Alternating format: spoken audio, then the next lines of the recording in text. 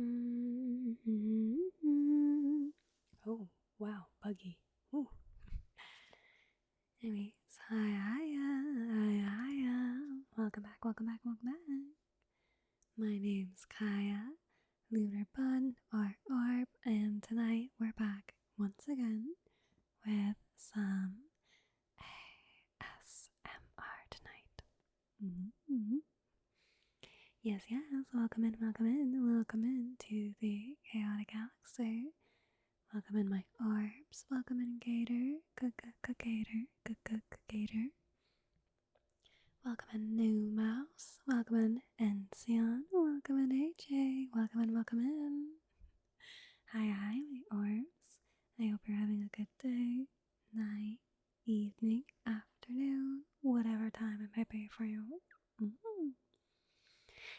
Yep. Hiya. We're going to try something a little different tonight. I know I've read before on stream, but I never really did a dedicated one. So yeah. Welcome into the chaotic galaxy as well. Welcome in, pressured leader Eclipse. Welcome in. I hope you're having a good day, night, evening, afternoon, whatever time it may be for you. Voice change.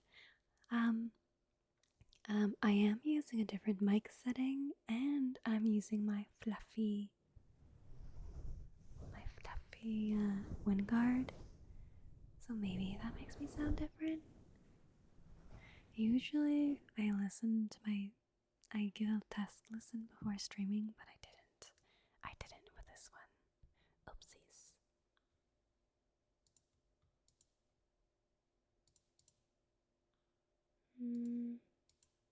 Yeah.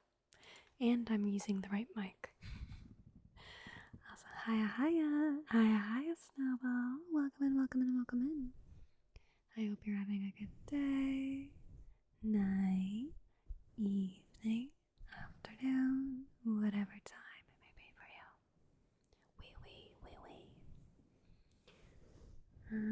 Yeah, it's a little bit different. I wanted to switch covers because I don't want to be breathing into the mic. Oh, sorry. I switched it up on you.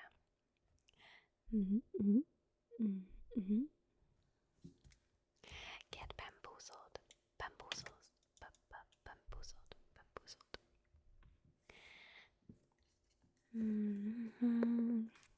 We do have.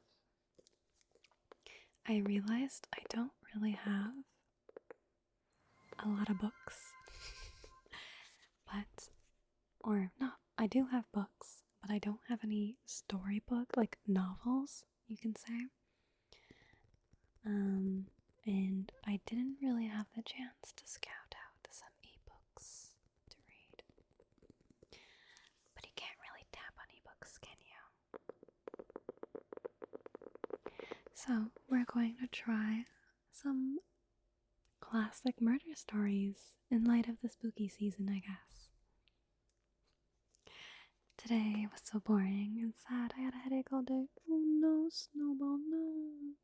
Well, hopefully you get plenty of water and rest tonight. You can cozy up tonight, so hopefully that will make you a little bit better. Also, welcome in to the chaotic galaxy. Thank you for the follow. List.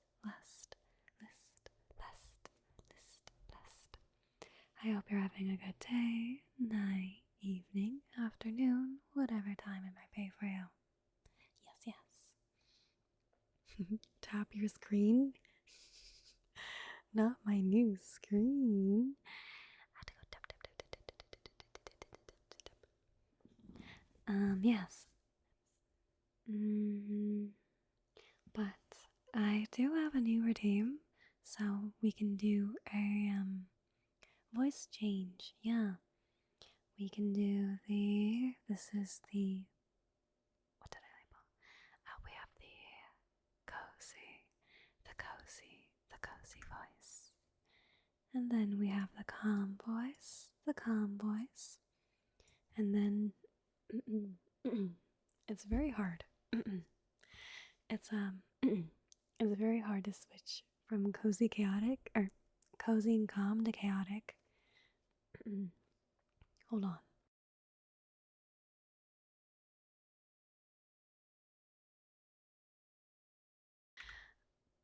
Yes, we have the chaotic voice as well. That's available on deck. On deck, on deck, on deck. Yes. I'm happy I can sleep until 9 a.m. Whoopee! Yippee, yippee, yippee, yippee, yippee. That's good, that's good. I'm happy for you. I wish I could sleep until then, but alas, alas, alas. But enjoy the R&R, Snowball. Oh my gosh, it's a bunny! Yes, we're using our ASMR voices. Well, not me anymore. I'm using the chaotic voice, but yes, it's a bunui. Well, welcome in the kind of scooter. Yes.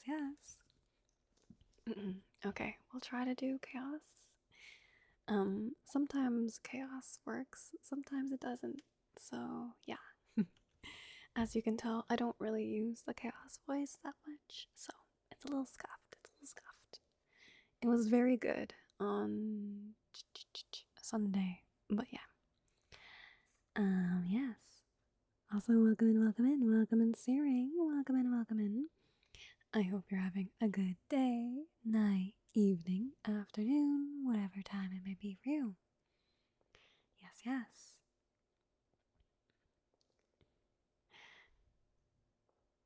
She wouldn't fit on the chair. Sometimes the floofers are too much. Floofa. We have a starting short story, a murder short story. This one is The Moonlit Road. The Moonlit Road by Ambrose Bierce. I'm just bullshitting that accent. I don't know if that's how you pronounce it. Oh, I don't know if that's the author actually. Anyways,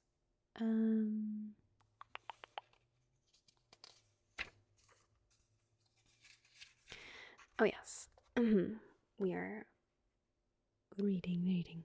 Once I get started, I won't be responding as much to keep the flow, but yes. Okay, we shall start. The Moonlit Road. Act 1, a statement of Joel Hitman, Jr. I am the most unfortunate of men, rich, respected, fairly well educated, and of sound health, with many other advantages usually valued by those having them and coveted by those who have them not. I sometimes think that I should be less unhappy if they have been denied me, for then the contrast between my outer and inner life would be not to be continually demanding of painfully attention.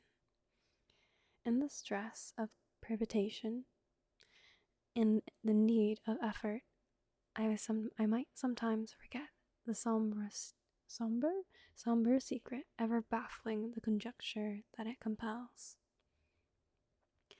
I am the only child of Joel and Julia Hetman. The one was well-to-do country gentleman, the other a beautiful and accomplished woman, to whom he had passionately attached with what I now know to have been a jealous and exacting devotion. The family home was a few miles from Nashville, Tennessee, a large, irregularly built dwelling of no particular order of architecture. A little way off the road, in a park of trees and shrubbery. At the time of which I write, I was 19 years old. a student at Yale. One day I received a telegram from my father of such urgency that, in compliance with its unexplained demand, I left at once for home. At the railway station in Nashville, a distant relative awaited me to apprise me of the reason for my recall. My mother had been barbarously murdered. Why and by whom none could conjecture, but the circumstances were these. My father had gone to Nashville, intending to return the next afternoon. Something prevented his accomplishing the businesses in hand, so he returned on the same night, arriving just before dawn. In his testimony before the coroner, he explained that, having no latchkey and not caring to disturb the sleeping servants, he had, with no clearly defined intention, gone round to the rear of the house.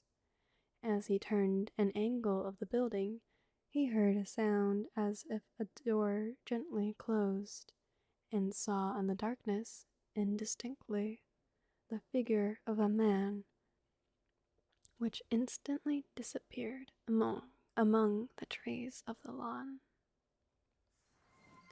A hasty pursuit and brief search of the grounds and belief that the trespasser was someone secretly visiting a servant proving fruitless. He entered at the unlocked door and mounted the stairs to my mother's chamber. Its door was open. And stepping into black darkness, he fell headlong over some heavy object on the floor.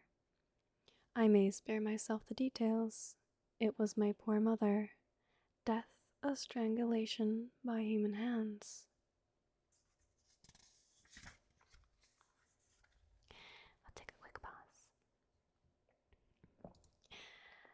But welcome in, welcome in, welcome in, welcome in, welcome in, Engels, welcome in, Psycho, welcome in, welcome in.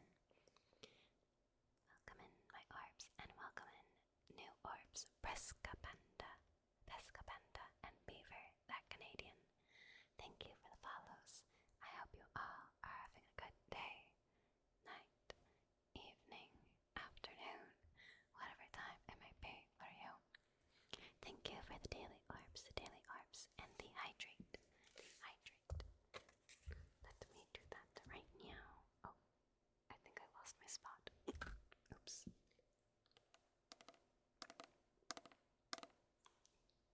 Pets, yes.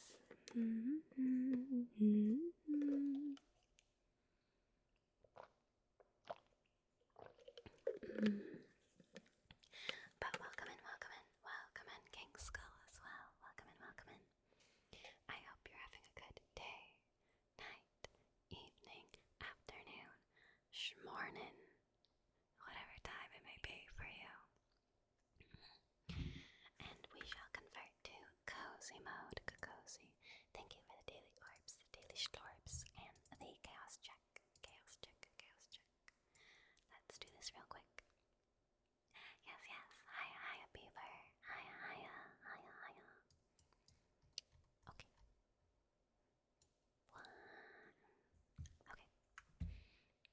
And then we go back. And then we will resume. I think I lost my spot. Hold on.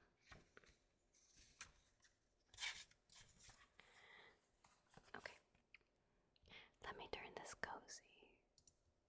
This fireplace sounds lit. Oh, that's a lot. Sorry. Okay. Okay. Death by strangulation by human hands. Okay. Converting to chaos mode or chaos voice.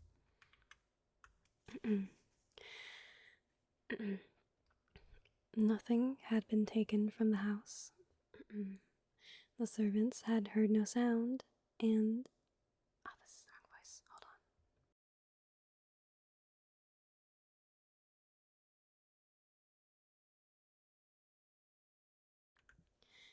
on. The servants had heard no sound, and excepting those terrible finger marks upon the dead woman's throat, dear God, that I might forget them. No trace of the assassin was ever found. I gave up my studies and remained with my father, who, naturally, was greatly changed, always of a sedate, taciturn disposition. He now fell into a so deep dejection that nothing could hold his attention, yet anything, a footfall, the sudden closing of a door, aroused him in fitful interest. One might have called it apprehension. At any small surprise of the senses, he would start visibly, and sometimes turn pale, then relapse into melancholy apathy deeper than before. I suppose he was what it was called, a nervous wreck. As to me, I was younger then than now. There is much in that.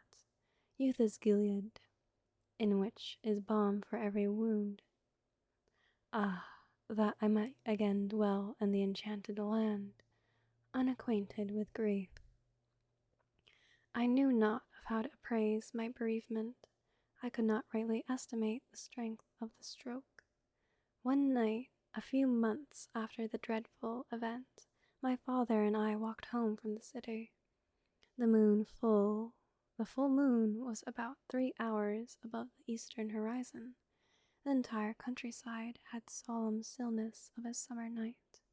Our footfalls and the ceaseless song of the katydids were the only sound. Aloof. Black shadows of the bordering trees lay athwart at the road, which, in short reaches between, gleamed a ghostly white. As we approached the gate to our dwelling, those front was in shadow, and in which no light shone, my father suddenly stopped and clutched my arm, saying, hardly above his breath, God, God, what is that? I hear nothing, I replied. But see, he said, pointing along the road directly ahead. I said, nothing is there. Come, father, let us go in. You are ill. He had released my arm and was standing rigid and motionless in the center of the illuminated roadway, staring like one bereft of sense. His head in the moonlight showed a pallor,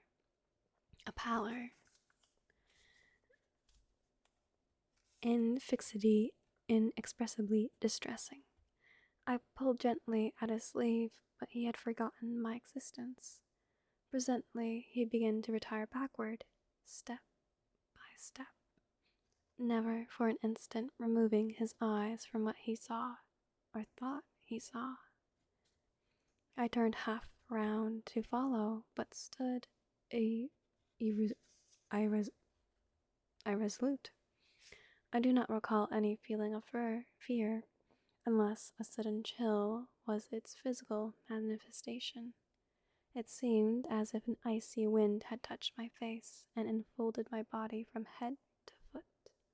I could feel the stir of it in my hair. At that moment, my attention was drawn to a light that suddenly streamed from an upper window of the house. One of the servants, awakened by what mysterious premonition of evil, who can say? And in obedience to an impulse that she was never able to name, had lit a lamp. When I turned to look for my father, he was gone, and in all the years that had passed, no whisper of his fate had come across the borderland of conjecture from the realm of the unknown. Wow, that was a lot. But, Haiya, my day was very good, very good, very good. Very mellow day, very mellow. I hope you orbs are having a good day so far as well.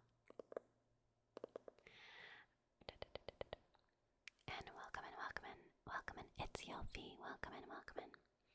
I hope you're having a good day, night, evening, afternoon, whatever time it might be for you.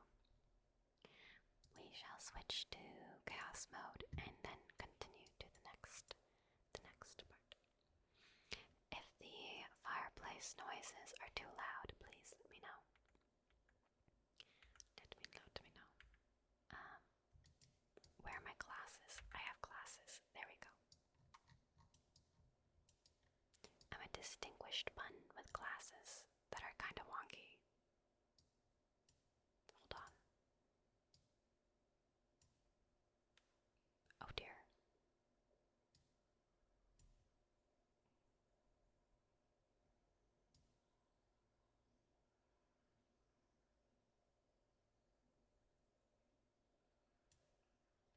Okay, there we go.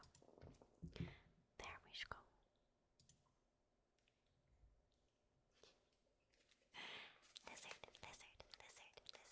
Lizard. Not the jar. No. But we do a quick stretch before continuing. We stretch up top. To the front. To the back. To the side. The other side. And we bring it around. We bring it around. And the other way.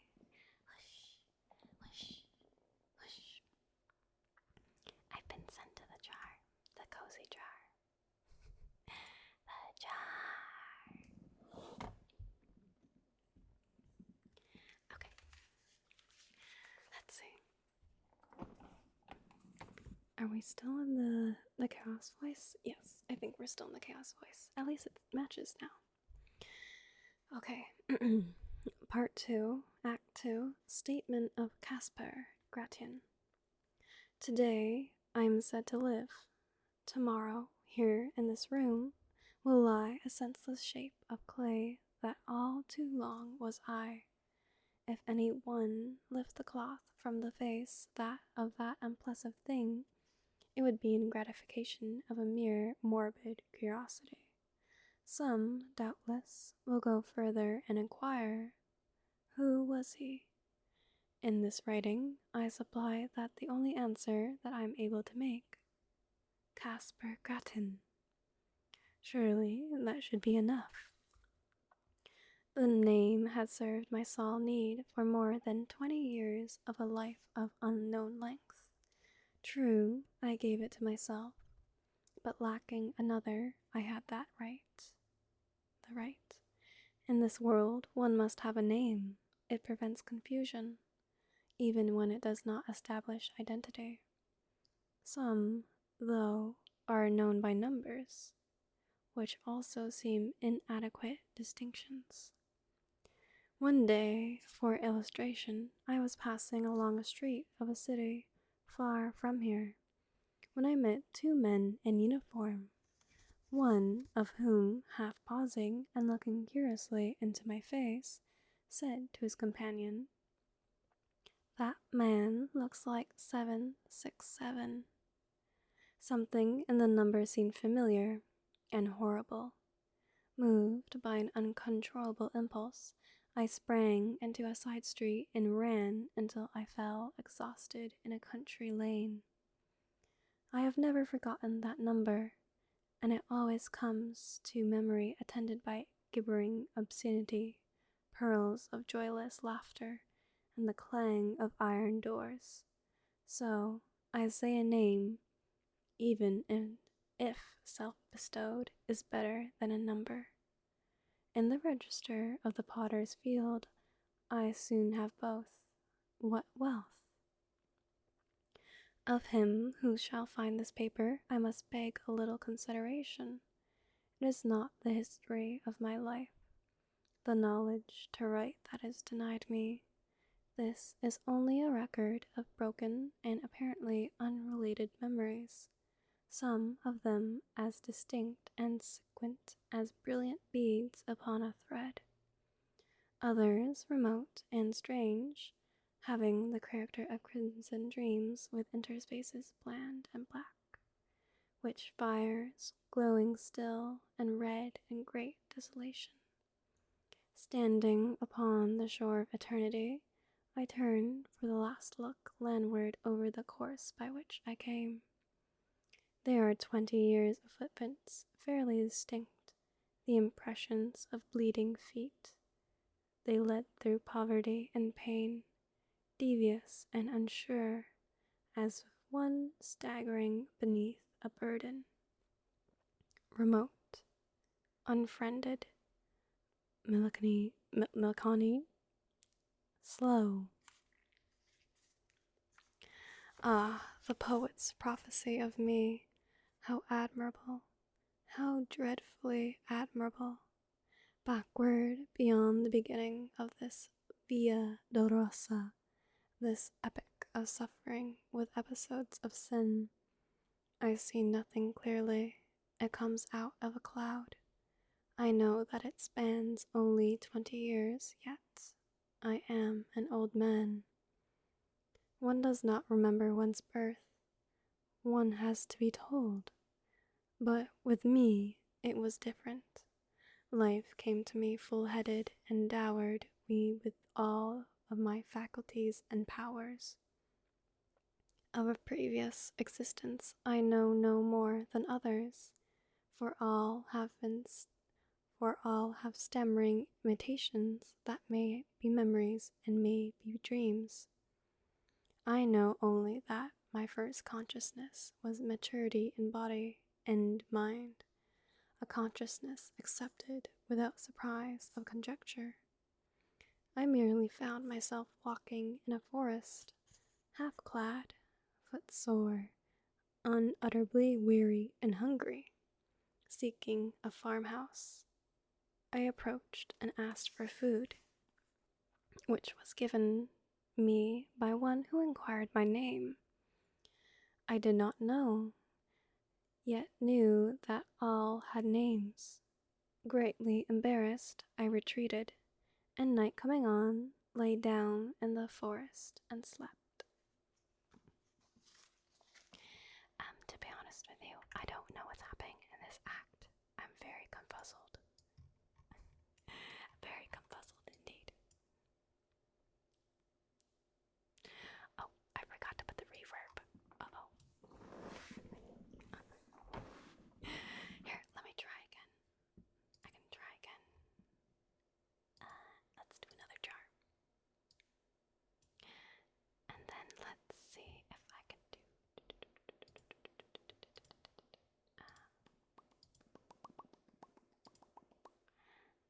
this one. Hello. Kind of like this, I guess.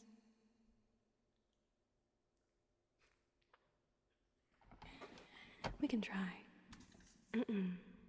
Okay. Does that mean I get my words back? Perchance. I can do that.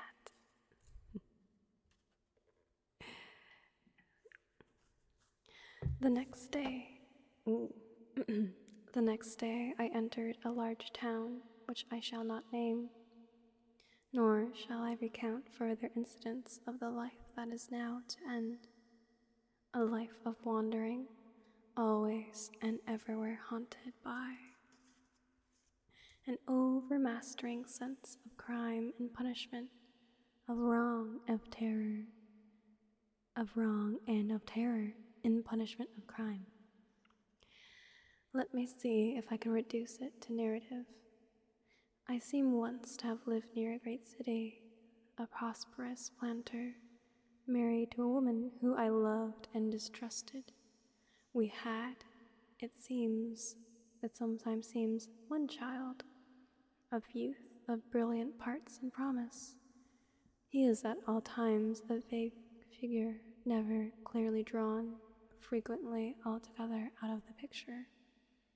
One luckless evening, it occurred to me to test my wife's fidelity in a vulgar commonplace way familiar to everyone who had an acquaintance with the literature of fact and fiction. I went to the city, telling my wife that I should be absent until the following afternoon, but I returned before daybreak and went to the rear of the house, proposing to enter by a door with which I had secretly so tampered with that it would seem to lock, yet not actually fasten. As I approached it, I heard it gently open and close, and saw a man steal away into the darkness. With murder in my heart, I sprang after him, but he vanished without even a bad look of identification. Sometimes I cannot even persuade myself that it was a human being.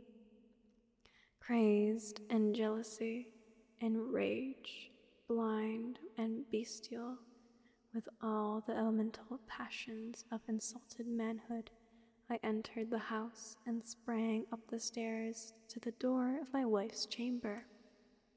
It was closed, but having tampered with its lock also, I easily entered, and despite the black darkness, soon stood by the side of her bed.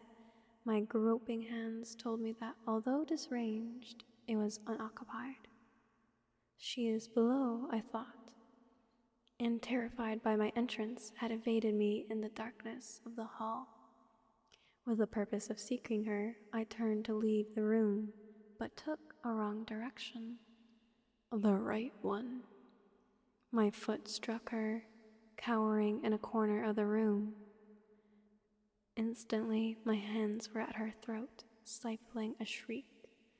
My knees were upon her struggling body, and there, in the darkness, without a word of accusation or reproach, I strangled her till she died. There ends the dream.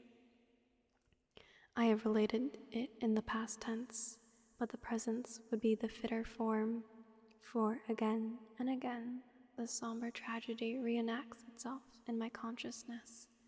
Over and over I lay the plan, I suffer the confirmation, I redress the wrong, then all is blank, and afterward the rains beat against the grimy window panes, or the snows fall upon the scant attire, and the wheels rattle in the squalid streets where my life lives in poverty and mean employment. If there is ever sunshine, I do not recall it. If there are birds, they do not sing. There is another dream, another vision of the night. I stand among the shadows in a moonlit road. I am aware of another presence, but whose I cannot rightly determine. In the shadows of a great dwelling, I catch the gleam of a white garment. Then the figure of a woman confronts me in the road, my murdered wife. There is death in the face, and there are marks upon the throat. The eyes are fixed on mine with an infinite gravity which is not reproach, nor hate, nor menace, nor anything less terrible than recognition. Before this awful apparition, I retreat in terror, a terror that is upon me as I write. I could no longer rightly shape the words. See, they. Now I am calm, but truly there is no more to tell. The incident ends where it all began, in darkness and in doubt. Yes, I am again in control of myself, the captain of my soul, but there is not respite. It is another stage and phase of expiation.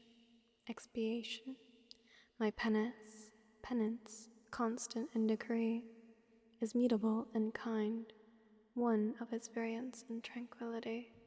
After all, it is only a life sentence, to hell for life. That is a foolish penalty. The culprit chooses the duration of his punishment. Today my term expires. To each and all, the piece that was not mine.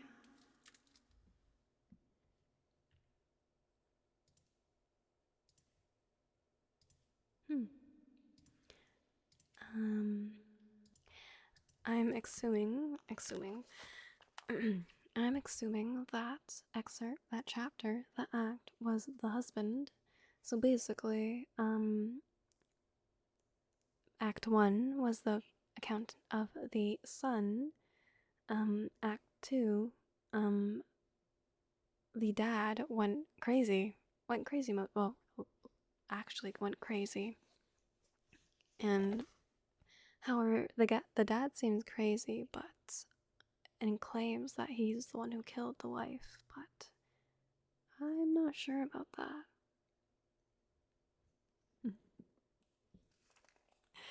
I didn't murder anyone. We were figuring that out. Yes, I require you to write a full page essay on this story. I'm kidding. You just have to relax and listen. And try to make sense of what's going on, because I don't. I actually have to move my mic real quick. Give me a second.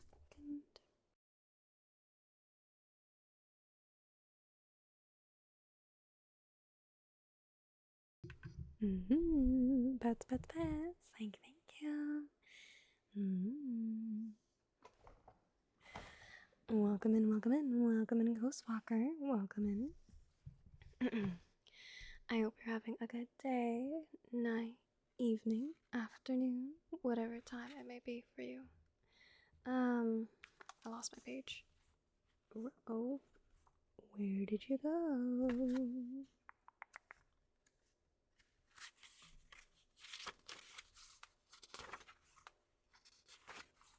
we go. Betting her where she has a crown of thorns, a crown of orbs.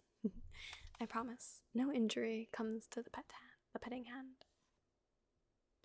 Reminds me of when teachers read a book to go to the class. I quite like book readings as well. If there are any recommendations, I'll take. I'm not much of a book bunny. But we do have an Act 3. Act 3. The statement of the late Julia Hetman through... Are you kidding me? A statement of the late Julia Hetman through the medium Berla's. So apparently we're speaking, or the ghost of the dead wife is speaking through medium. Okay. You've heard of the bookworm, but have you heard of the book bun? The ghost? Me? Yes. You are the medium. You're the medium in this ghost story, this murder story. Okay. Okay. I had retired early and fallen almost immediately into a peaceful sleep, from which I awoke with that indefinable sense of peril which is, I think, a common experience in that other earlier life. It was unmeaning character too. I was entirely persuaded, yet that did not banish it. My husband, Joel Hetman, was away from home. The servants slept in another part of the house, but these were familiar conditions. They had never been distressed. They had never before distressed me. Nevertheless, the strange terror grew so insupportable that, conquering my reluctance to move, I sat up and lit the lamp at my bedside. Contrary to my expectation, this gave me no relief. The light seemed rather an added danger, for I reflected that it would shine out under the door, disclosing my presence to whatever evil thing might lurk outside.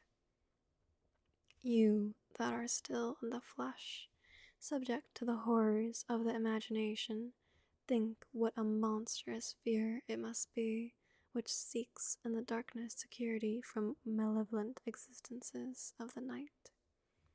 That is to spring to close quarters with an unseen enemy, the strategy of despair.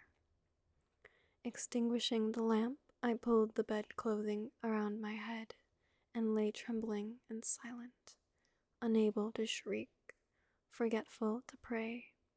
In this pitiable state, I must have lain for what you call hours.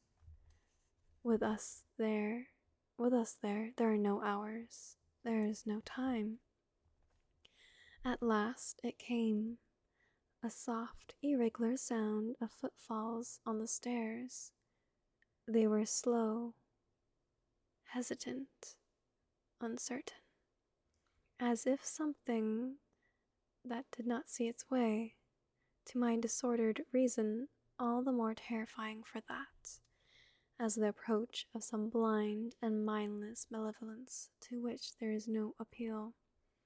I even thought that I must have left the hall lamp burning, and the groping of this creature proved a monster of the night. This was foolish and inconsistent with my previous dread of the light. But what would you have? Fear has no brains. It is an idiot. The dismissal witness that it bears and its cowardly counsel that it whispers are unrelated.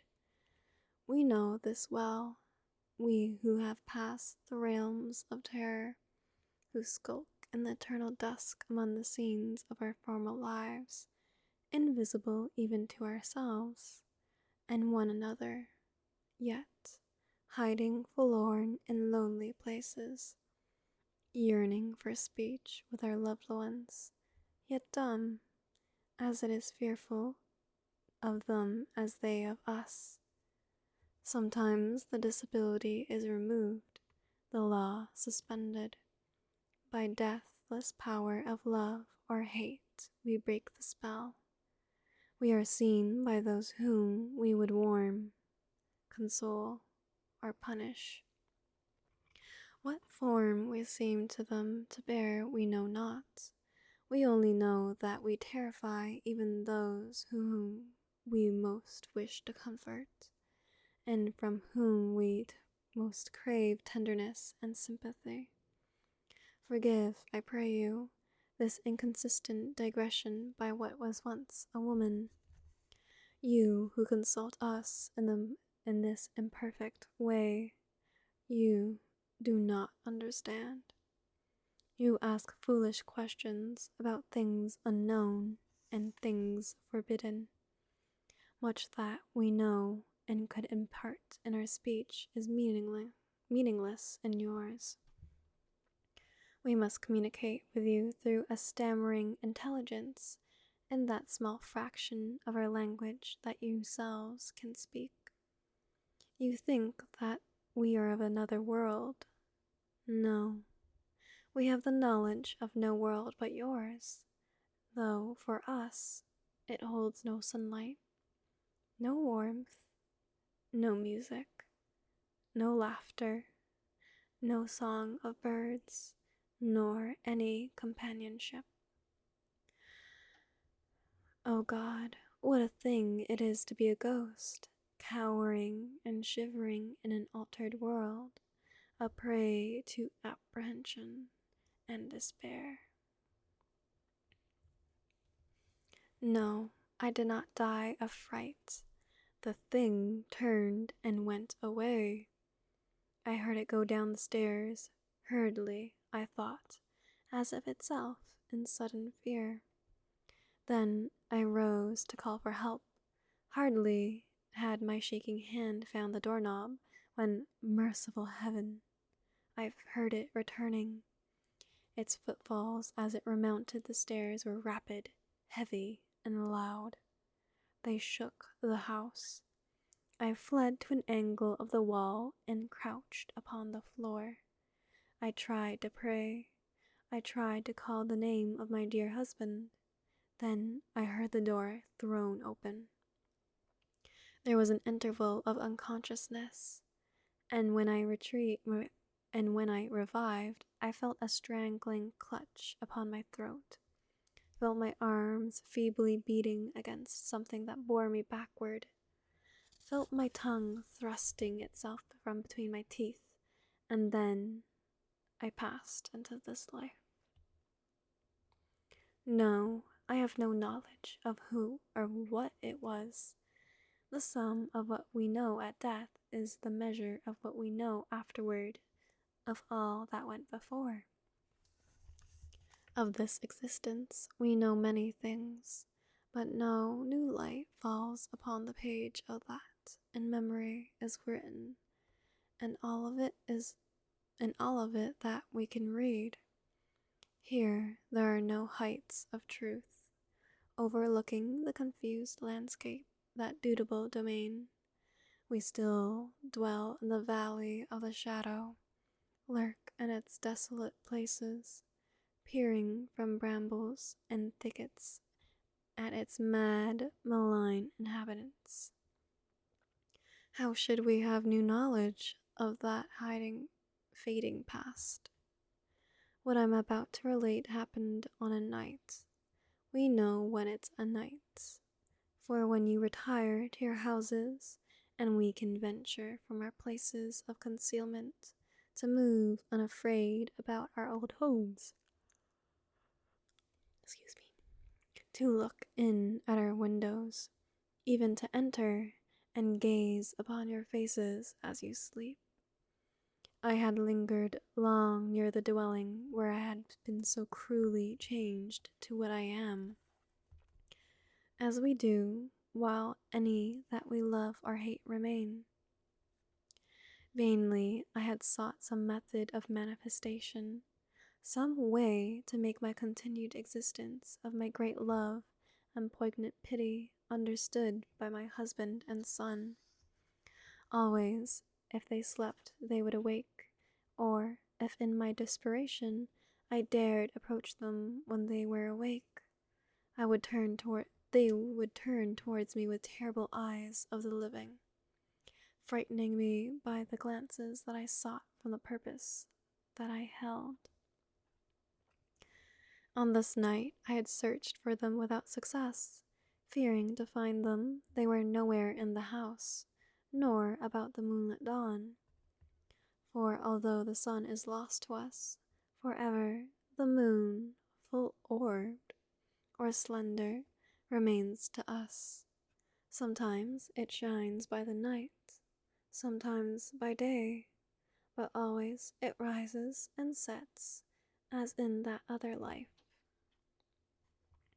I left the lawn and moved in the white light and silence along the road, aimless and sorrowing. Suddenly I heard the voice of my poor husband, and exclamations of astonishment, with that of my son, and reassurance and dissuasion. And there, by the shadow of a group of trees, they stood, near, so near. Their faces were towards me, the east, the eyes of the elder man fixed upon mine. He saw me. At last he saw me. In the consciousness of that, my terror fell as a cruel dream. The death spell was broken. Love had conquered law. Mad with exultation, I shouted. I must have shouted. He sees, he will understand. Then, controlling myself, I moved forward, smiling and consciously beautiful, to offer myself to his arms, to confront him with endearments, and, with my son's hand in mine, to speak words that should restore broken bonds between the living and the dead. Alas, his face went white with fear. His eyes were as those of a hunted animal. He backed away from me as I advanced, and that at last turned and fled into the wood, whither it is not given to me to know. To my poor boy, left doubly desolate, I have never been able to impart a sense of my presence. Soon he, too, must pass to the life invisible and be lost to me forever.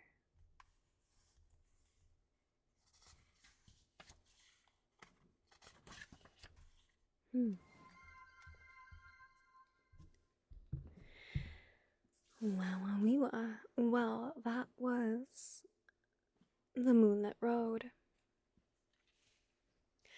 Also, welcome in, my orbs, welcome in Sido, welcome in the last of the Rangers, and welcome in Arthur Morgan, welcome in Sir Cappe the First, welcome in. I hope you all are having a good day, night, evening, afternoon, whatever time it may be for you. Yes. Ooh, I'm going to give my voice a little bit of a break from the chaotic mode.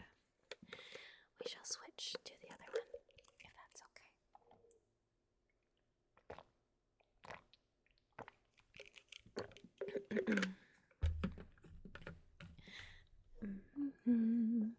The chaotic mode wasn't Al Crispy.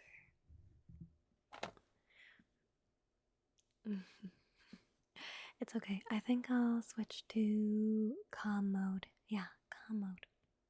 Yeah. Thank you for the daily orbs, and thank you for the lurk. This is much better. Good. I'm glad. That was a very wild story. Basically, I will summarize for you orbs. This was a story of a family of 3. They lived in the countryside. However, one night, as the husband was away in the city, the wife was left at home, and the son was in fucking Harvard. I don't know.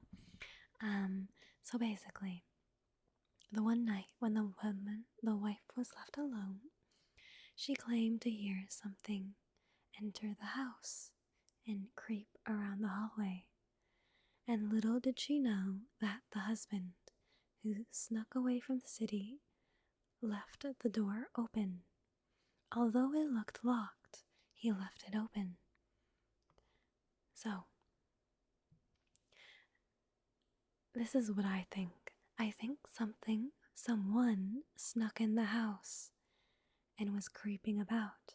However, they had cold feet and escaped. However, the intruder was caught by the husband when he was returning. The husband, upon seeing this, was filled with rage and stormed into the house. The wife was cowering in fear. However, the man, filled with rage, murdered the wife in false pretense. The son never found out what happened. The husband went mad, and the wife longs for her family in the afterlife. It's a bittersweet, well, not bittersweet, it's a bitter ending. But we'll never know. Did the husband kill the wife? I think so, but yeah, basically a story of misunderstandings.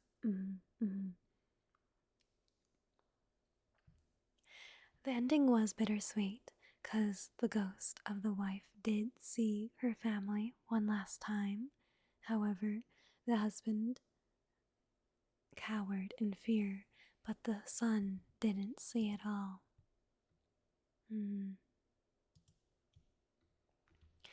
But yeah, that was an interesting one.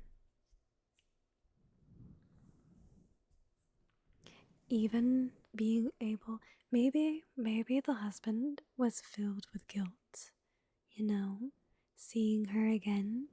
Maybe he thought she was there to haunt him. So he ran away. But she just wanted to say hello and have a hug. She just wanted to cuddle. But yeah.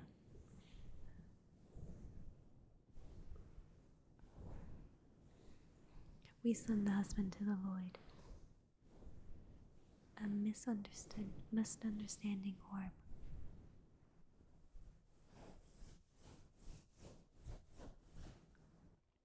Now, I have other murder stories here, or I have anthology of fairy tales, rhymes, poems, or if there's any suggestions of any online stories or poems for you orbs, I'll take suggestions.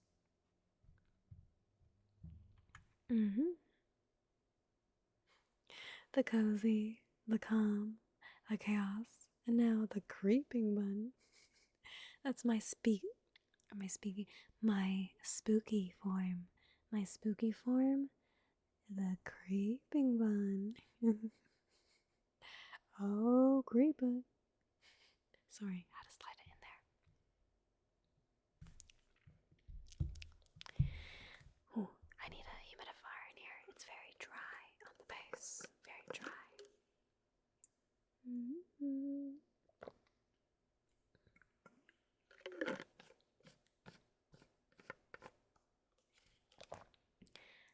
Let's see. We can do another murder story. Maybe something that's not too misunderstanding. Excuse the squeak. I have one that's by Edgar Allan Poe, The Murders in the Rue Morgue.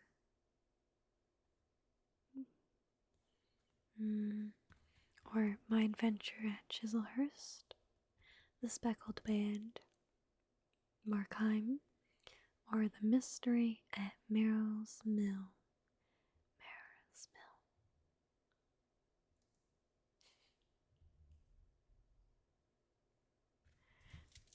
Oh, oops. I just realized the ghosty emote. Number 15, Lunar Bun Foot Lettuce. What? Which order is that one? Option 15 is wild. We can go to the Edgar Allan Poe one. Where is it?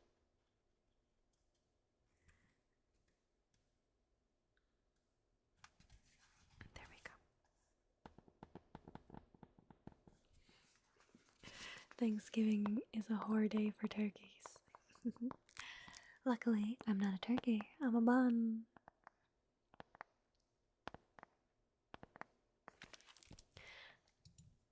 Oh, number lunar bun. Where is this number? I'm so confused by this number 15. The Nay Raven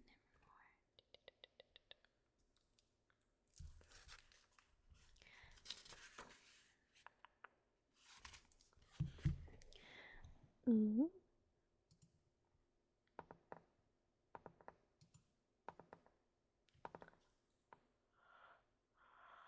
Big yawn. Quoth the Raven Nevermore. Is that a quote?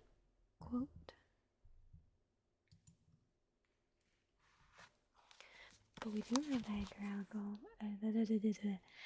Edgar Nevermore. Oh, it is a story? Nevermore?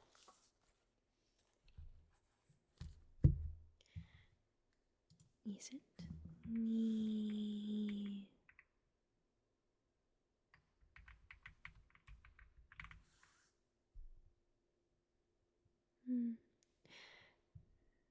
No, Burger King as a foot lettuce. I think that's how it goes. Oh, it's like a. Is this a meme? I'm so confuzzled. I'm confuzzled.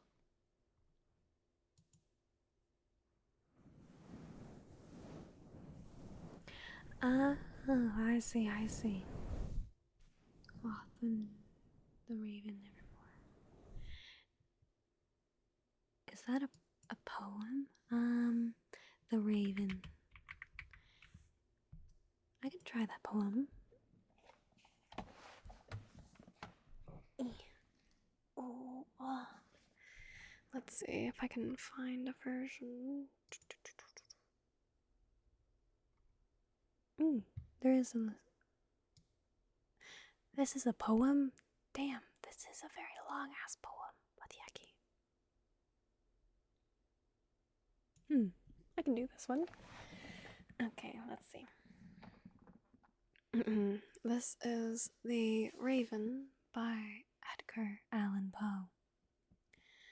Once upon a midnight dreary, while I pondered, weak and weary, over many a quaint and curious volume of forgotten love, while I nodded, nearly napping, suddenly there came a tapping. While I nodded, nearly napping, I already said that. Oops. As someone gently rapping at my chamber door. "'Tis some visitor," I muttered, tapping at my chamber door. Only this and nothing more. Ah, distinctly I remember it was in the bleak December, and each separate dying ember wrought its ghost upon the floor. Eagerly I wished the morrow, vainly I sought to borrow from my book's surcease, from my book's surcease of sorrow, sorrow of the lost Lenore, for the rare and radiant maiden, whom the angels name Lenore, nameless here for evermore. And the silken sad, uncertain rustling of each purple curtain thrilled me, filled me with fantastic terrors never felt before, so that now, to still the beating of my heart,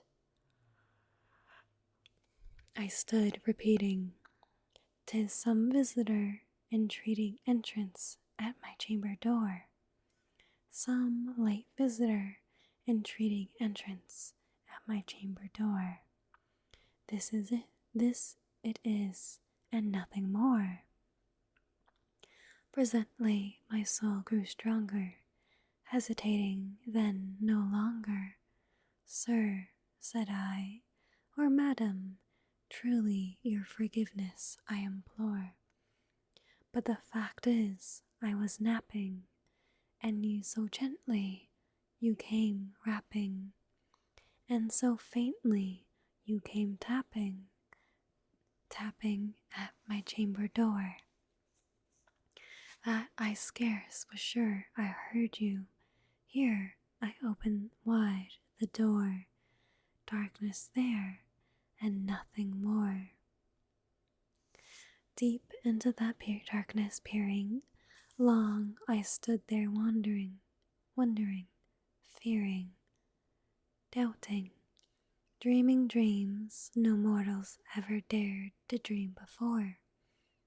But the silence was unbroken, and the stillness gave no token, and the only word there spoken was the whispered word, "Lenore." This I whispered, and an echo murmured back the word, "Lenore." Merely this, and nothing more. Back into the chamber turning, all my soul within me burning, soon again I heard a tapping sound somewhat louder than before. "Surely," said I, "surely that is something at my window lattice. Let me see then where the threat is, what thereat is, and this mystery explore. Let my heart be still a moment, and this mystery explore. 'Tis the wind, and nothing more." Open here I flung the shutter, when with many a flirt and flutter, in there stepped a stately raven of the saintly days of yore. Not the least obedience made he, not a minute stopped or stayed he.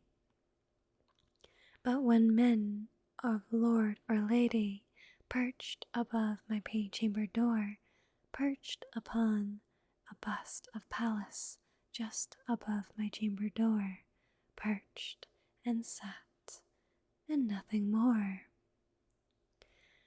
Then this ebony bird beguiling my sad fancy into smiling, by the grave and stern decorum of the countenance it wore, though thy crest be shown and shaven thou, I said, art sure no craven, ghastly grim and ancient raven, wandering the nightly shore. Tell me what thy lordly name is on the night's Plutonian shore. Quoth the raven, nevermore. Much I marvelled this ungainly fowl to hear discourse so plainly, though its answer little meaning, little relevancy bore.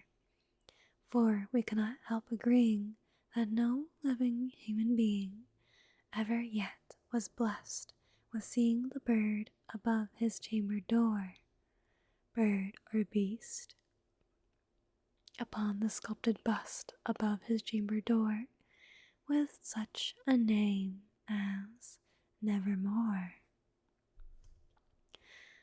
But the raven, sitting lonely on the placid bust, spoke only that one word, as if his soul in that one word he did outpour. Nothing further than he uttered, not a feather than he fluttered, till I scarcely more than muttered, other friends have flown before. On the morrow he will leave me, as my hopes had flown before. Then the bird said, nevermore. Startled at the stillness broken by reply so aptly spoken, doubtless, said I, that it utters, it is its only stock and store, caught from some unhappy master, whom unmerciful disaster followed fast and followed faster, till his songs one burden bore, till the dirges of his hope that melancholy burden bore of nevermore.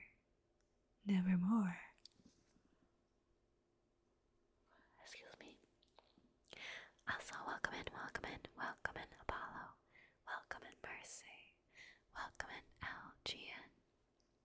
I hope you're all having a good day, night, evening, afternoon, whatever time it may be for you. Thank you for the chaos check and the daily orbs, the daily slurp, We're just reading a little bit of Edgar Allan Poe. We're halfway done.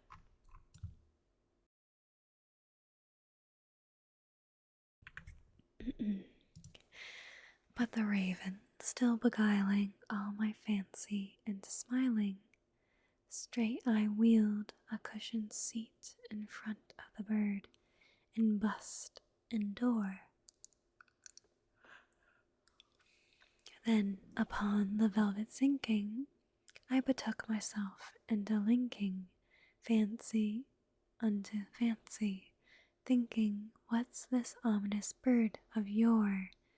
What's this grim, ungainly, ghastly, gaunt, and ominous bird of yore, mint and croaking, nevermore?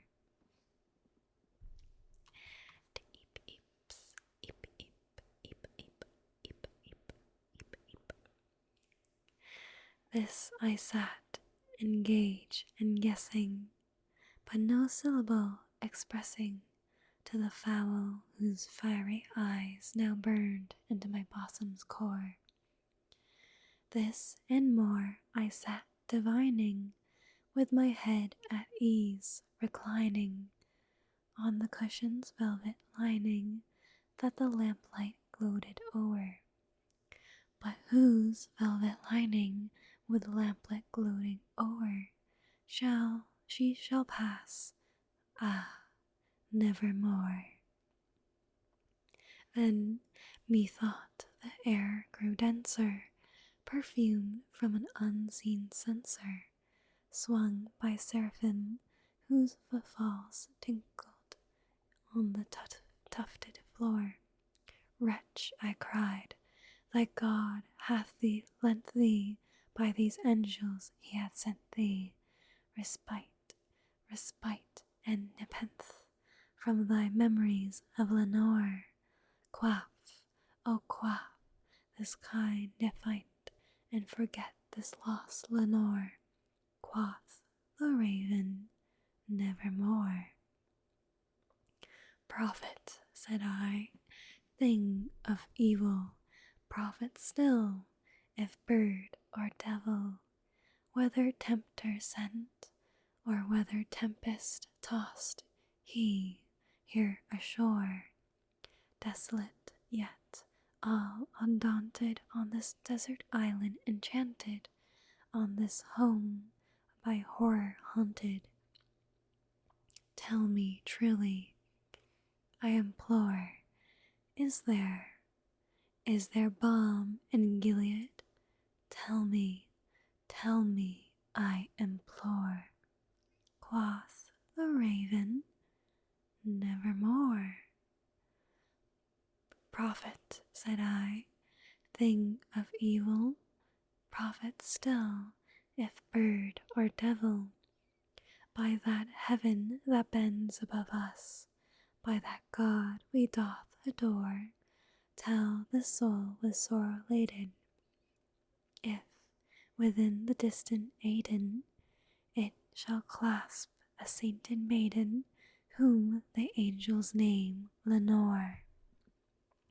Clasp a rare and radiant maiden, whom the angels name Lenore. Quoth the raven, nevermore. Be that word our sign in parting, burned or fiend, I shrieked, upstarting. Get thee back into the tempest, and the night Patolian shore, leave no black plume as a token that lie thy soul hath spoken. Leave my loneliness unbroken, quit the bust above my door, take thy break from out my heart, and take thy form off my door. Quoth the raven, nevermore. And the raven, never fitting, still is sitting on the pallid bust of Pallas just above my chamber door, and his eyes have all the seeming of a demon's that is dreaming, and the lamplight o'er him streaming throws his shadow on the floor, and my soul from that shadow that lies floating on the floor shall be lifted nevermore.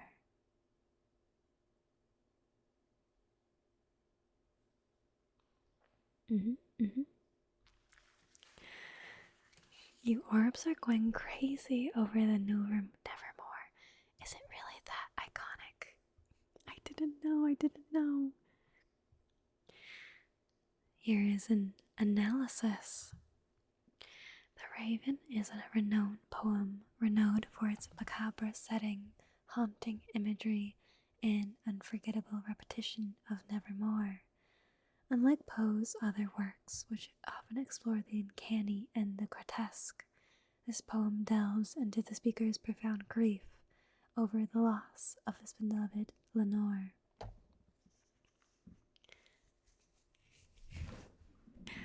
The poem's evocative language, with the use of sensory imagery and the internal rhyme, creates a chilling and unforgettable atmosphere.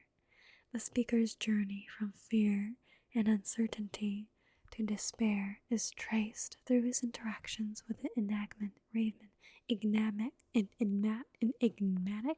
raven. Poe's skill in rhythm and meter creates a mesmerizing effect, enhancing the poem's emotional impact.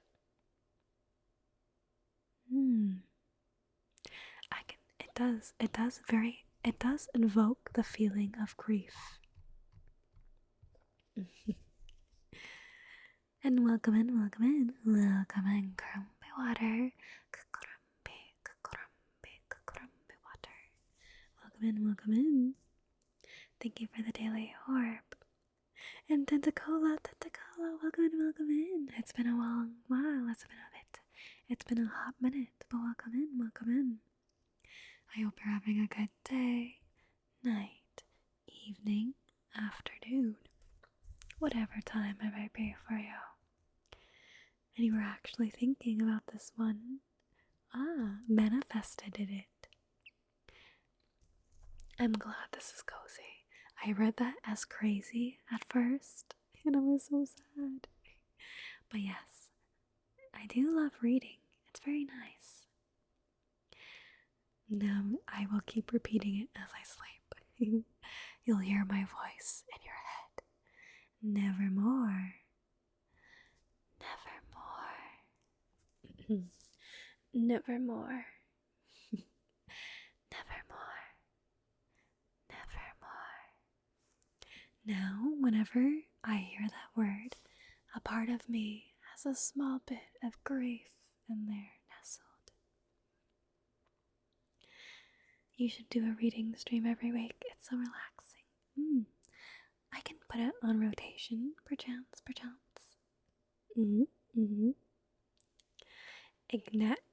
How do you pronounce that? Ignatic? My brain is being short-circuited. Happy time zone? Yes. That's a good short form for it. If you ever had a corvid as a moon pet, it would be perfect. Yes. It was on my suggestions list when I was choosing a new pet. Yeah. Maybe my next runner-up will be a corvid. Automatic, same stresses. Enigmatic.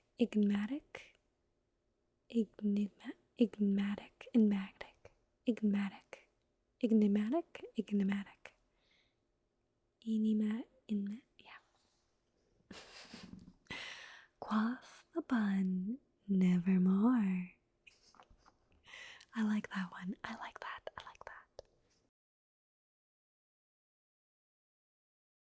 Into the Kaiya verse, it gets ensued.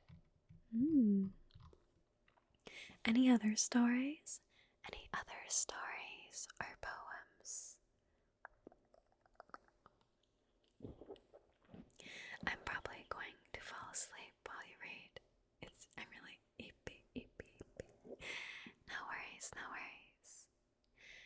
You're free to fall asleep. Enjoy your extended rest. No more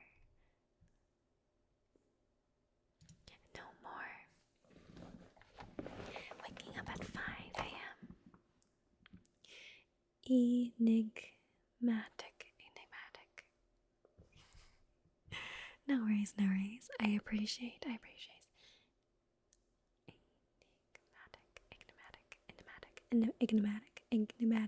Enigmatic. Almost there. It's okay. You know how the bun is with pronouncing words. I always get lost. It's almost as tricky as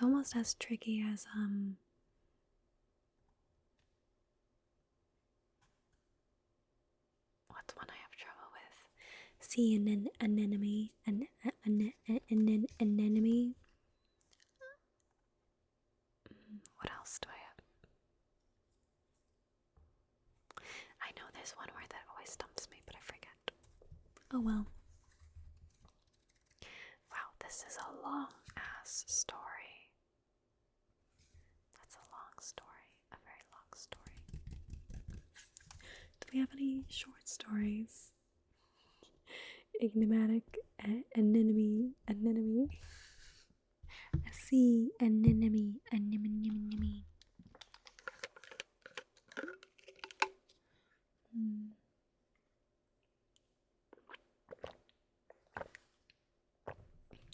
What other story should I do? What other story?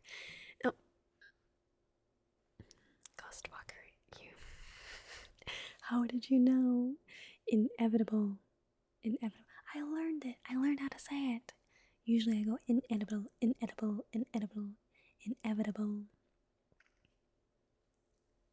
Yeah, it's not a common occurrence, so I don't say it as often.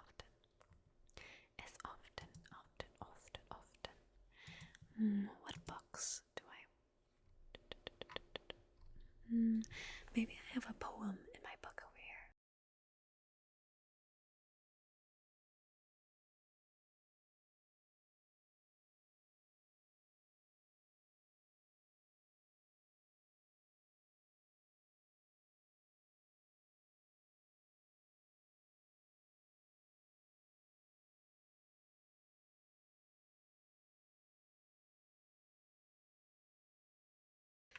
Anemone. See, anemone. Don't worry about it. Your cat doesn't like kisses. It's sad. No. Cats never like smooches. So sad.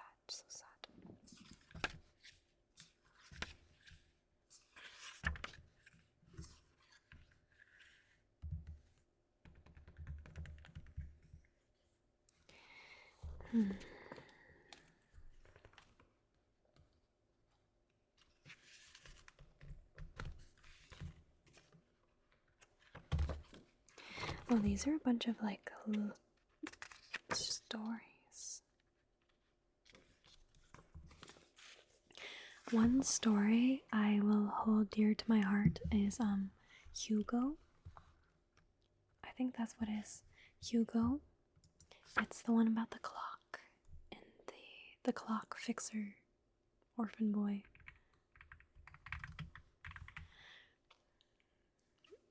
I read the story and it was so good. Maybe I'll buy myself a book. I'll buy a hardcover version of it. Maybe I'll read it one day to you, Orbs. It doesn't like being kissed, but it likes being thrown around. Your cat likes it chaotic, I guess.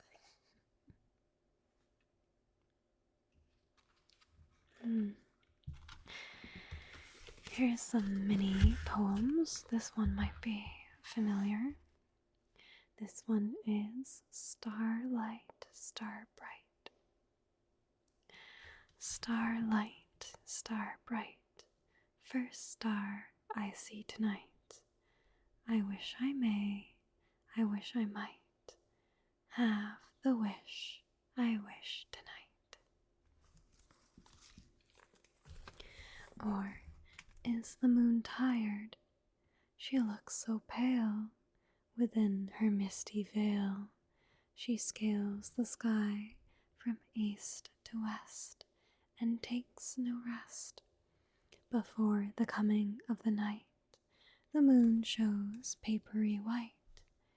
Before the dawning of the day, she fades away.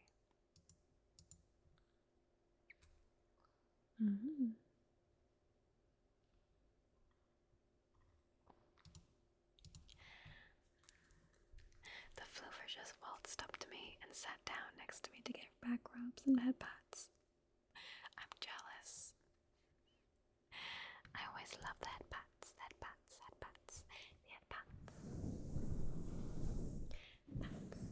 The invention of Hugo Cabret? I think so. That is the one.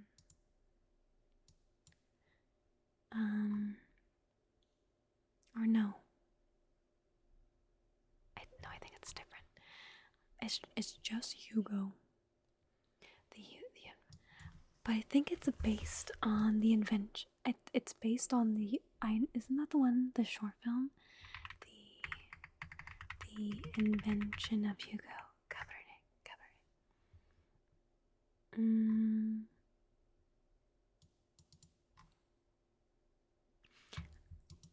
Which one was this about? This one is.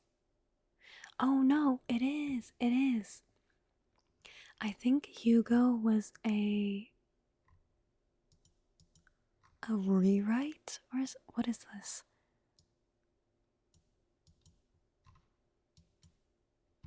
Oh no, I'm looking at the movie. Yes, the invention of Hugo Cabret that's the book. You're right, Ghostwalker.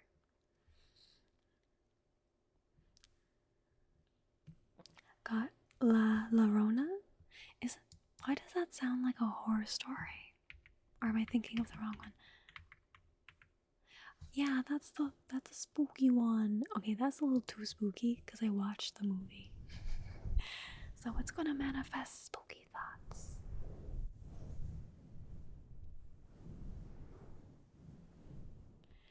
Yeah, it was like usually stories like that were meant to like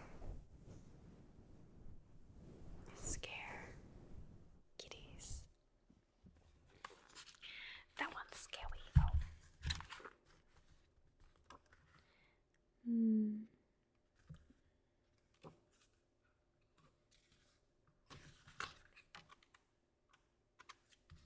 Where are all my poems?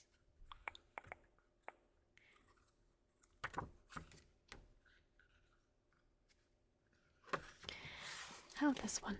The auguries of innocence. To see a world in a grain of sand, and a heaven in a wild flower, hold infinitely in the palm of your hand, and eternity in an hour. A robin red breast in a cage puts all heavens in a rage. A dove house filled with doves and pigeons shudders hell through all its regions.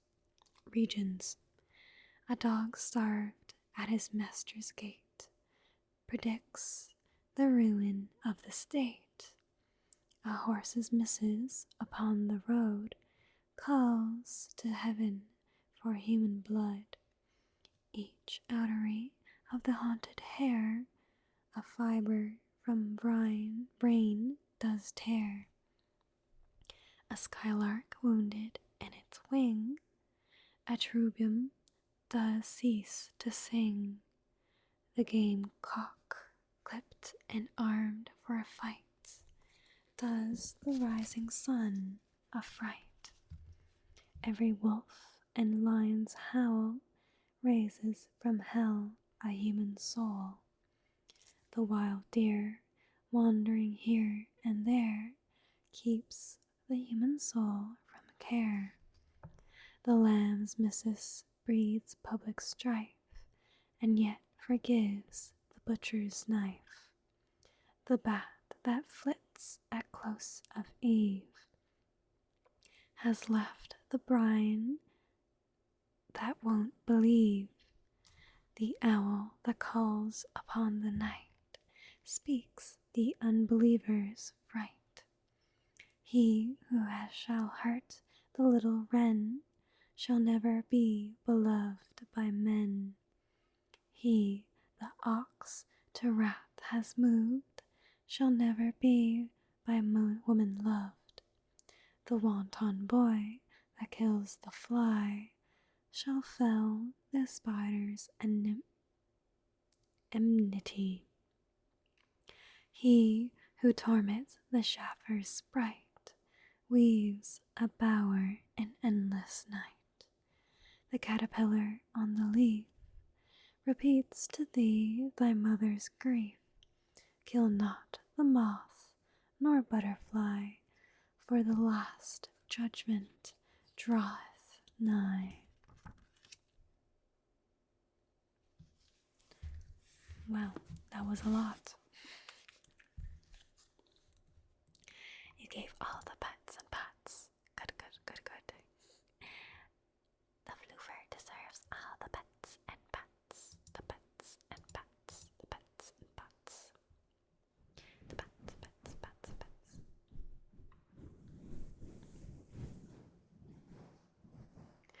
The grudge. Soapy, soapy. The floofer just appeared behind me staring. She's just standing there, menacingly. I'm never watching Pet Cemetery near my cat. I heard, isn't that the one by Stephen King? The one with the cat. Boing, the moon will be kidnapping. I'll kidnap or nap and trap you in the jar.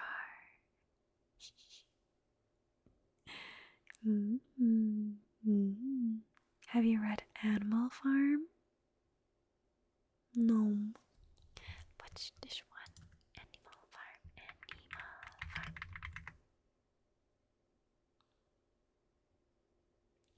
A satirical, allegorical, dystopian novella from the best beast fable by George Orwell.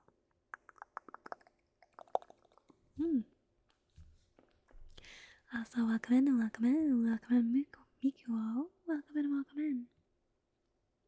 I hope you're having a good day, night, evening, afternoon, whatever time it may be for you.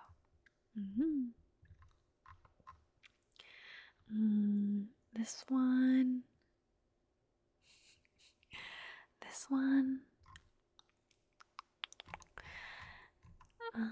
I haven't read, but I don't think I can find it online.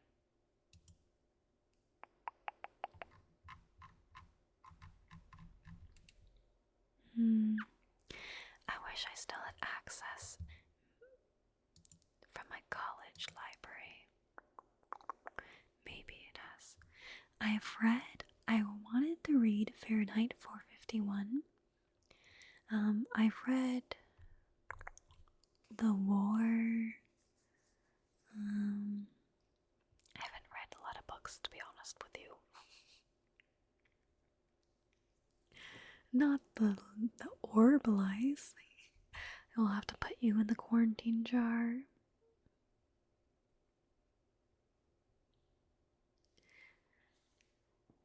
Yes. Have a good night. A good night, a good night. It be a good night. A good night, good night, good night. The movie or show came out when I read it in high school. Are we talking about Animal Farm or The War? I'm gonna kill my hair tomorrow. Maybe you need a good scrub-a-dub-dub. A scrub-a-dub-dub-dub-dub-dub. I wonder. Can I see?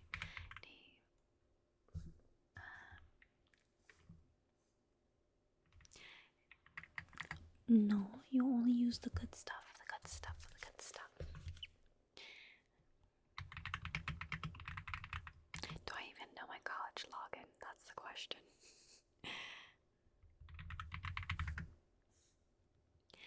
Got the good stuff. The good stuff.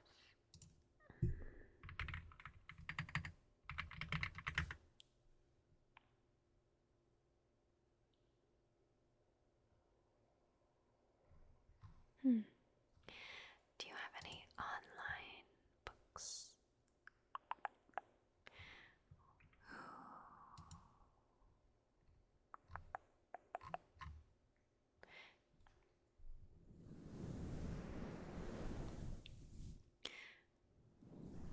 Who's the author?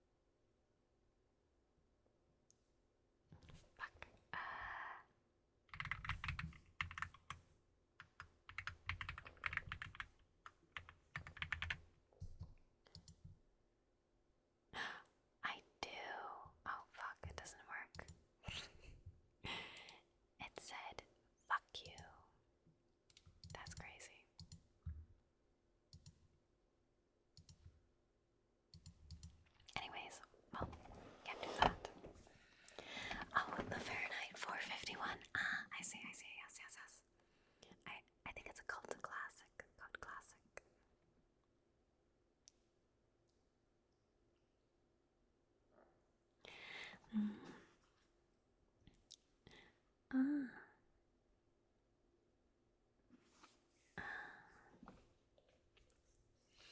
You found it? Ah, maybe. Maybe because apparently my access isn't working, but I don't even know if it works in the first place.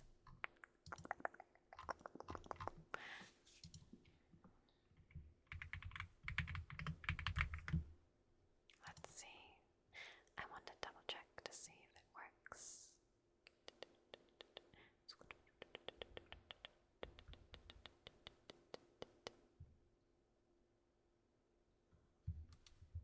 Maybe it doesn't. Maybe it does.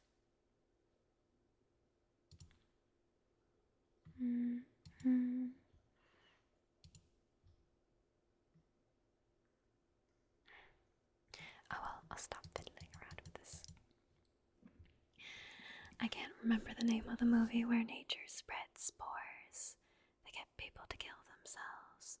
Oh, maybe I shouldn't say that on Twitch. For legal reasons, that was a joke. People are not doing that. Nature was cutting down human population. No clipping, don't do it. I could actually get in trouble. No. Nature was cutting down human population. Main thing I remembered was a guy turn on a lawnmower and blade down in front of it as it ran. Oh, wait now. Oh, what the heck? That's crazy. That's a book. Oh no, it's a movie. Oh. That's an interesting movie. But the movie that's been coming around, it kind of reminds me, it's not the movie, but it reminds me of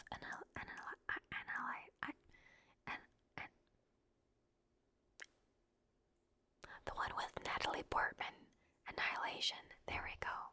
Annihilation. That was a really good movie.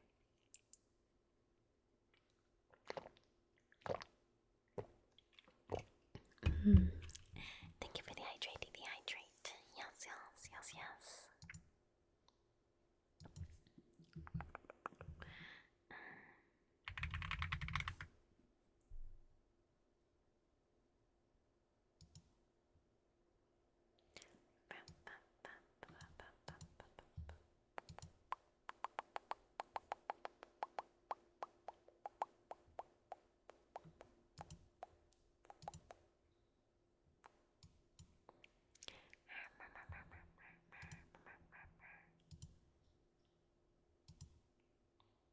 The big gulp. The gulp.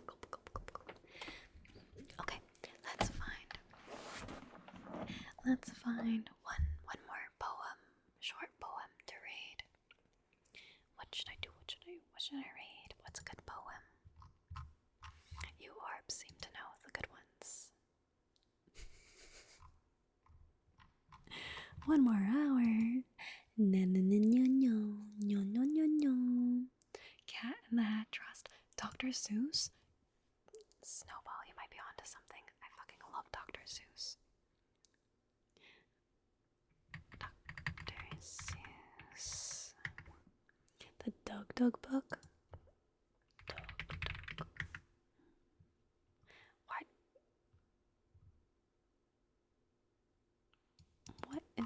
What is this?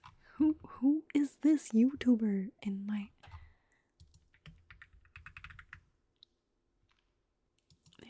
What is this?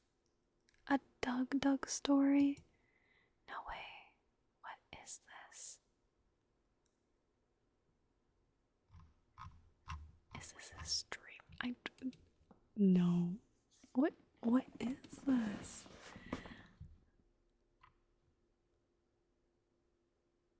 What is this? This is what? How I tricked Amazon to become a best-selling author. What's in the book? Oh my god.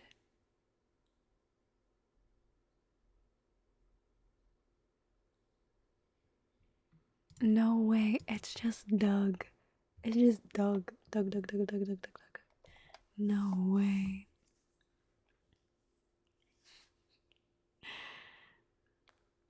calls Haiya 7-Eleven the way she be gulping. You know, I keep that slurp. Or is it slurpees? Slushies. I got that slushy on me.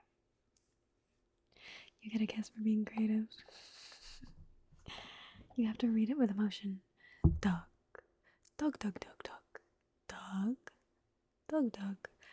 Dog, dog, dog.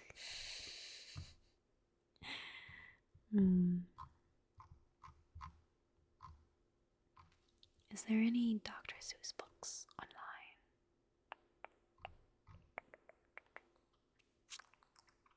You know what?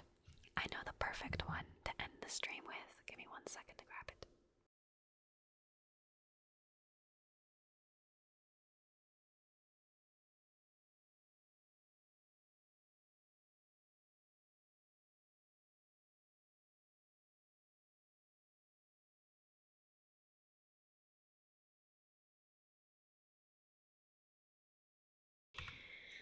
Okay.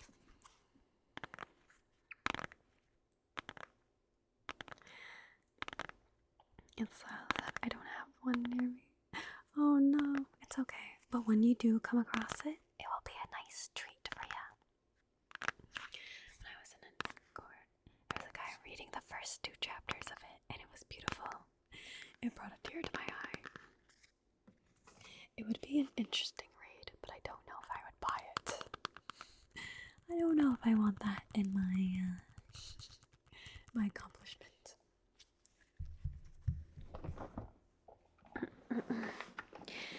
Okay, we're gonna read one of my favorite books. Gator might know this one.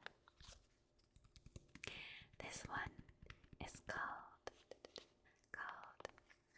Good Night, Good Night, Good Night, Moon. My cat's name's Slushy. Cute. It's such a cute name. And that's a long way. That's a long ways for a 7-Eleven. Maybe on the weekend. Okay, let's get cozy up. Okay. In the great green room, there was a telephone and a red balloon and a picture of the cow jumping over the moon. And there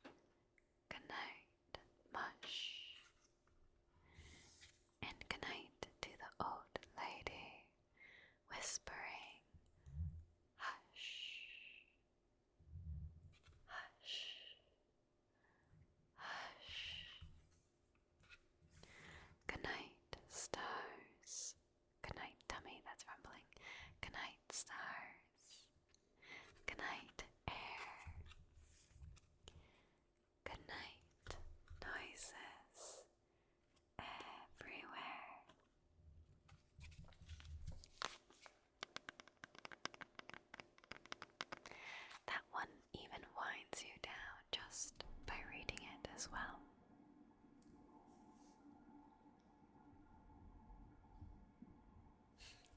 Give me a second.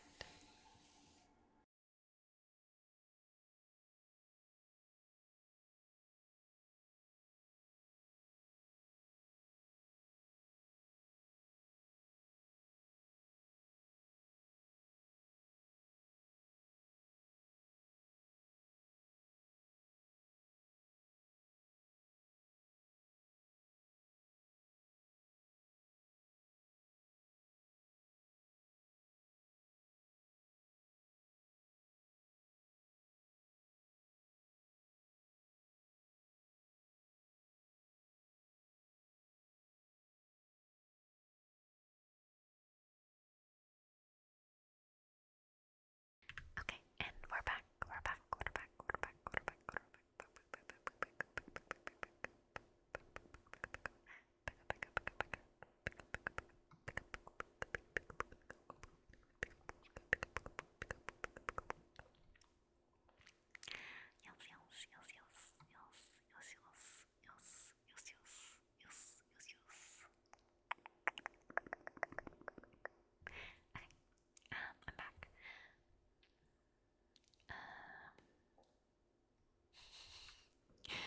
Not the good night kittens. Hey, don't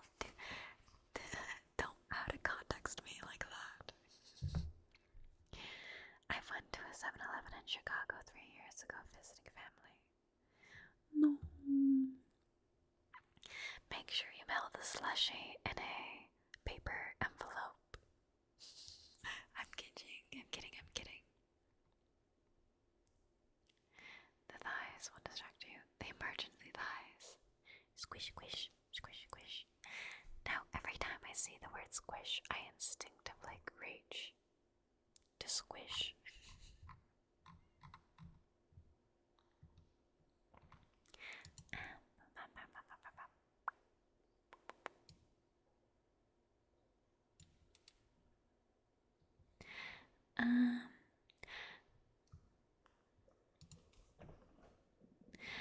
Let's see.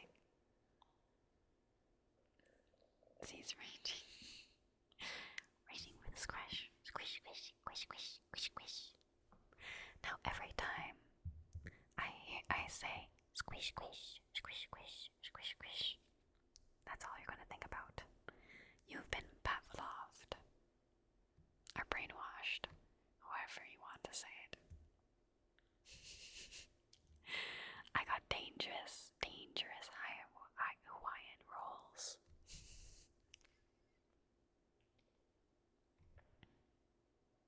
The danger.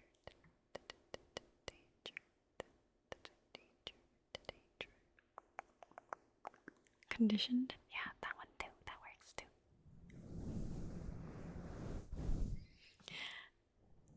That person was having the time of their life on the stream. It was Ewik. It was probably Ewik.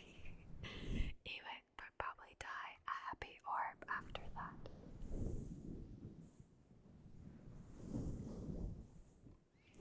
I think it's safe to say every orb was having a time of their life.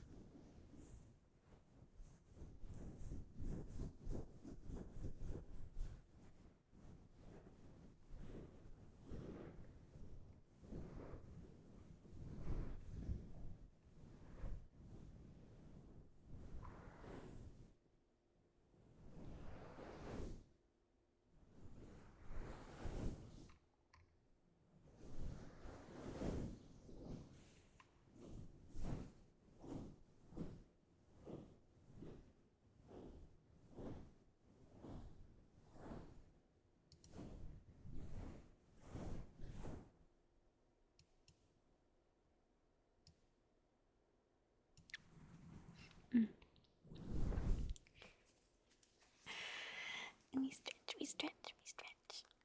Yay. Up top. To the side. The other side. To the front. And the back. Yay. One. And around town. Give it around town. And the other way.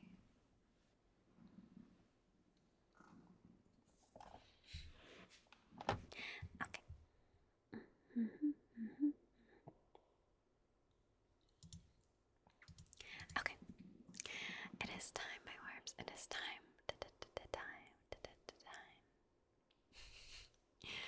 To be fair, it was a very wild, it was a very big stream. It was one of my biggest streams. But yeah, it was 2 large raids. It was humongous. It was crazy. I was panicking very hard.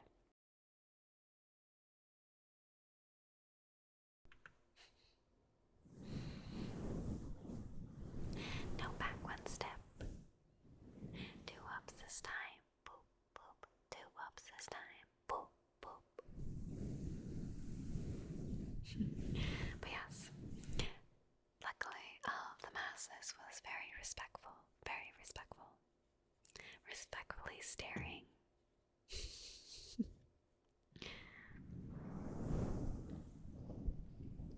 It's time to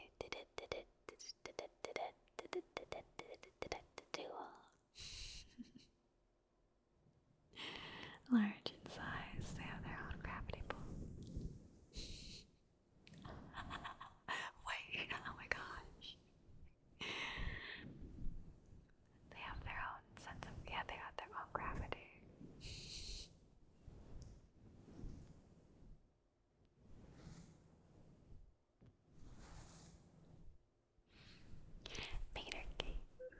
Peter, maybe Gator's in the vein, the braid.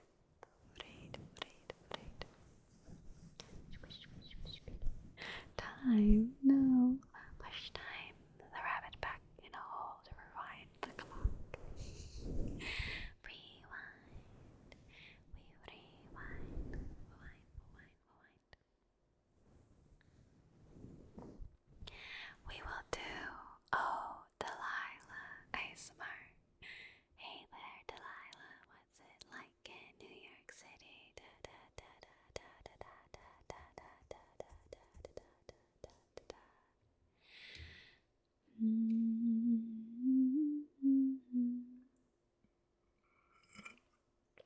Bam, we'll do Oh Delilah. Okay. No, Jar. We haven't had the jar come out for a while. No sacrifice. No, you're just being transported to another cozy zone. But that being said, thank you to my new and returning orbs. That one, yes. Thank you for joining me tonight. I hope you enjoyed my trial at the little story time ASMR. I did have fun, so maybe I will buy a novel. Maybe I'll do the Hugo one. Yeah, the Hugo, and maybe we can read an actual book.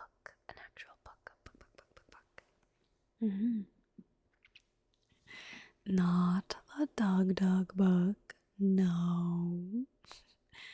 You'll have to pay me good money to read that. And not great money, good money. Nope, I'm not putting out a number. I'm scared. No, stop. No, get out of here. Shoo. I'm kidding. I'll have to think about it. Let me talk to the bank. No.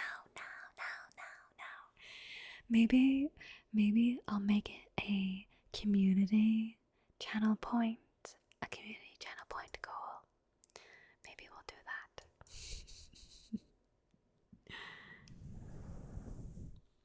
But we'll see. Before you orbs get any more idea, let us start the raid. I'm sending you to Delilah. I don't think they're doing some visual ASMR right now. But yes. You can go ahead while I do the thing. No, not the ball, leopard. You'll be the snowball, the snow orb. $2.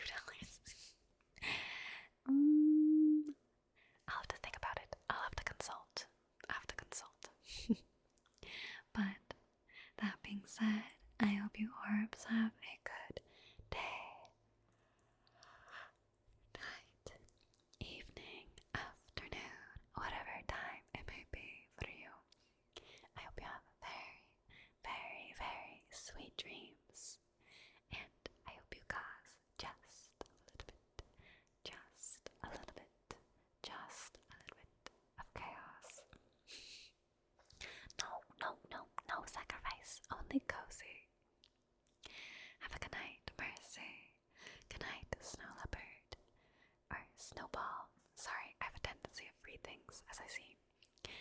Good night, Sido. Good night. Good night, Kurumbiwater. Good night, Gator. Gator. Good night, Enzian. Good night, Ghost Walker. And good night to all my Larky Lark orbs. Good night, AJ.